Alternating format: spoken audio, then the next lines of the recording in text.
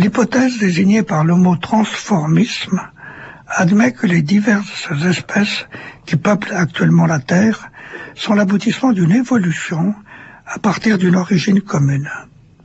Malgré les efforts de quelques sectes, principalement américaines, qui réfutent cette théorie au nom de la Bible, elle est acceptée comme aussi réaliste que celle qui nous fait admettre le mouvement de notre planète autour du Soleil.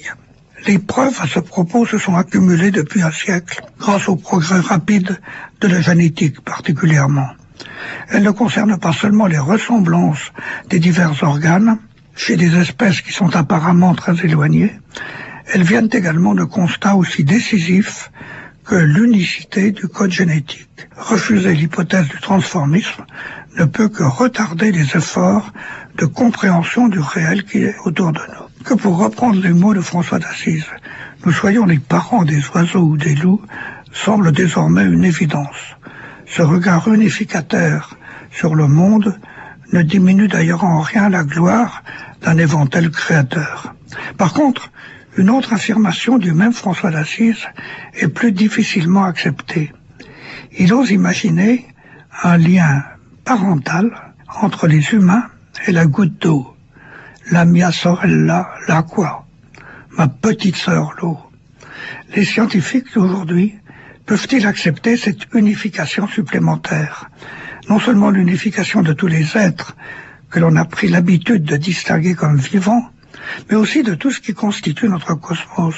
Suis-je apparenté à tel caillou, à telle goutte d'eau, à telle galaxie, à tel quark?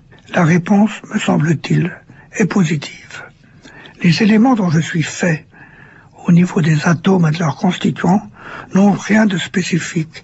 Les protons, les neutrons sont identiques en moi à ce qu'ils sont ailleurs, même dans les galaxies lointaines. Je suis identique à tout ce qu'on découvre dans l'univers, grâce à nos télescopes ou à nos microscopes. Finalement, la frontière est poreuse entre ce qui est moi et ce qui est extérieur à moi. Dedans ou dehors, les objets sont indiscernables. Suis-je donc seulement un caillou?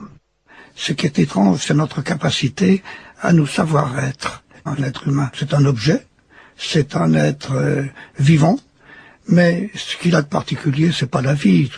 Elle est répandue un peu partout. Pour moi, la nature ne donne que des individus, des objets, tandis que l'humanité nous transforme en personnes.